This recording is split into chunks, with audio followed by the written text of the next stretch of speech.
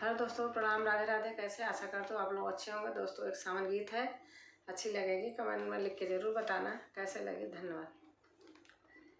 पहली बूंदा पड़ी धरती पे, महकई लागे आंगनवाना। पहली बूंदा पड़ी धरती पे, महकई लागे आंगनवाना। साजन मोरे घरे अब आई है, बड़ा निक लागे भवनवाना। साजन मोरे घरे अब आई है, बड़ा निक लागे भवनवाना। रीमा झिमा रीमा झिमा बादल बरसे, कोयल गाए पपीहा हरसे, जल भर जात कुआनवाना। रीमा झिमा बादल बरसे, कोयल गाए गनवा पपीहा हरसे, जल भर जात कुआनवाना।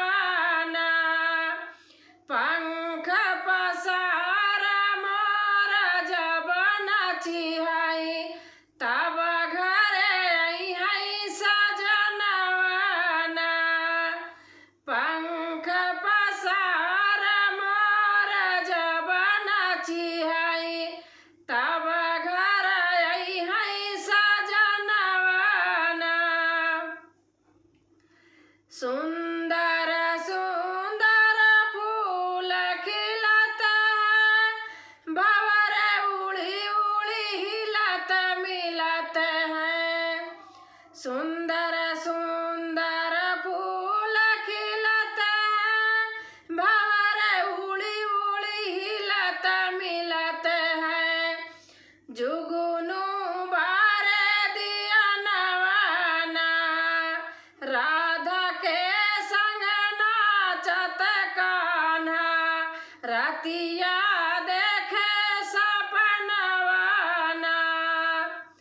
जुगनू सुंदर सुंदर फूल खिलत है, भंवर उड़ी उड़ी हिलत मिलत है। जुगनू बारे दिया नवाना, राधा के संग नाचत कान्हा, रतिया देखे सपनवाना। उसर में जब गैया चरी आई, सापिन में जब मोती भरी आई, बाढ़े तुलसी अंगनवाना। उसर में जब गैया चरी आई, सापिन में जब तुलसी, सापिन में जब मोती भरी आई, हो रमसी पन में जब मोती भरी आई, बाढ़े तुलसी अंगनवाना। पंख पसार मोर जब नचिहई, तब घर आई है सजनवाना। पंख पसार मोर जब नचिहई, तब घर आई है सजनवाना।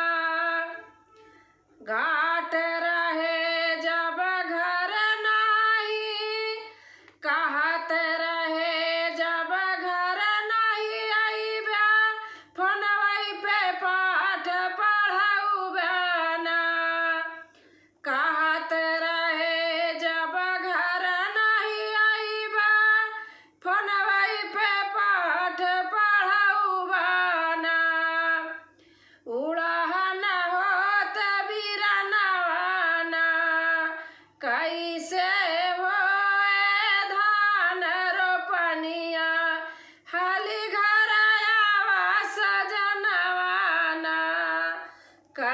कैसे होए धान रोपनिया हाली घर